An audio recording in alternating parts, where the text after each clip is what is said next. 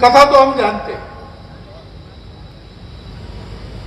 एक बहेलिये ने वो क्रौंच पक्षी की मादा थी, उसको मार दिया। वो दोनों प्रणय प्रसंग में रत थे। वाल्मीकि जी को बहुत क्षोभ हुआ मन में। ये क्षोभ क्यों हुआ? बहेलिये तो पक्षियों को मारते ही थे, उनकी शिकार करते ही थे, उनको पकड़ते ही थे। ये कोई उसी दिन पहली बार घटी घटना नहीं है, परंतु महर्षि वाल्मीकि जी के अंदर जो समस्त सृष्टि के प्रति करुणा का भाव था, वो करुणा का भाव बाहर आ गया। इसका बड़ा महत्व है। ये जो करुणा है उसको धर्म का एक पैर माना जाता है। 4 पैर होते उसमें ये,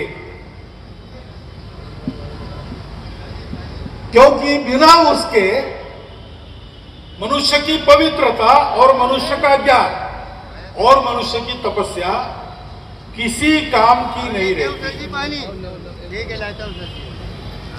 ऊंचा भया तो क्या भया, जैसे पेड़ खजूर, अधिकन को छाया नहीं, फल लागे अति दूर। तो पेड़ बहुत अच्छा है, फल बहुत मधुर है, ऊंचा भी है और टिकता भी है बहुत। रेगिस्तान में टिकता है, लेकिन फायदा क्या है? वृक्ष का जीवन सर्वस्व क्या है? छायाम अन्यस्य कुर्वन्ति तिष्ठन्ति स्वयं आतपे। स्वयं को धूप में खड़ा होना पड़े तो भी खड़े होकर बाकी लोगों को छाया देता है। फलानि अपि परार्थाय, अपने फल भी दूसरों के लिए देता है। वृक्षा सत्पुरुषायु, वृक्ष सत्पुरुषों जैसे होते हैं, सत्पुरुष ऐसे होते हैं। और मनुष्य का कर्तव्य है उसको अच्छा ही बनना है। पशु के लिए कोई कर्तव्य नहीं है। जैसा जन्मा वैसे मरेगा, उसके हाथ में कुछ नहीं है। उसको पता भी नहीं क्यों जन्मा और क्यों मरेगा, कैसे मरेगा, ये किसी को पता नहीं रहता, उसको भी नहीं है। न जन्मने का आनंद है, न मरने का दुख है। जन्म लिया इसलिए जीना है, मरते दम तक जीना है, ऐसा पशु है। लेकिन मनुष्य ऐसा नहीं है। वो बड़ा होना चाहता है, वो हल्की स्थिति में नहीं रहना चाहता। वो गरीब है तो अमीर बनना चाहता है, वो अज्ञानी है तो ज्ञानी बनना चाहता है, वो पीछे है तो आगे आना चाहता है। ये बिल्कुल स्वाभाविक बात है। भगवान ने, प्रकृति ने मनुष्य को ये दिया है। उसका उपयोग करके अच्छा बनना ये मनुष्य का काम है।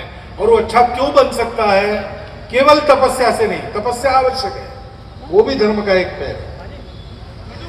केवल तन मन से पवित्र होने से नहीं, वो भी आवश्यक है, वो भी धर्म का एक पैर है। ये होने के बाद ही सत्य पता चलता है। सत्य भी, लेकिन ये तीनों पास में है। और अंदर अगर लोगों के लिए आत्मीयता, करुणा नहीं है तो धर्म पूरा नहीं होता। अत्यंत आवश्यक ये करुणा है। वाल्मीकि जी के मुख से जो श्लोक प्रकट हुआ उनको भी पता नहीं चला। उन्होंने कुछ सोच समझ के नहीं किया। वो देखा, इतना मन में क्षोभ हुआ कि वाणी प्रकट हो गई। मां निषाद प्रतिष्ठा अगम शाश्वती समा। बाद में उनको लगा कि ये मैंने क्या कर दिया, मैंने गुस्सा क्यों किया। ठीक है, वो गलत काम कर रहा था, लेकिन मैं तो सबको अपना मानता हूं। मैं कुछ समझाता, उसको कुछ करता, गुस्सा क्यों किया? क्या मेरा तप कम हो गया क्या?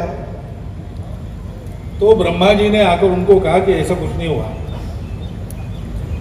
ये एक योग है, ये प्रकट हुआ है तुम्हारे से, क्योंकि तुमको कविता बनानी है।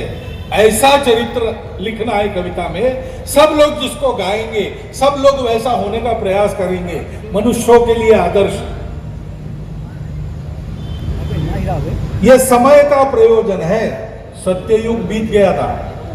सत्ययुग में इन सब बातों की आवश्यकता नहीं रहती। मनुष्य इतना समझदार होता है कि वो अच्छा ही होता है।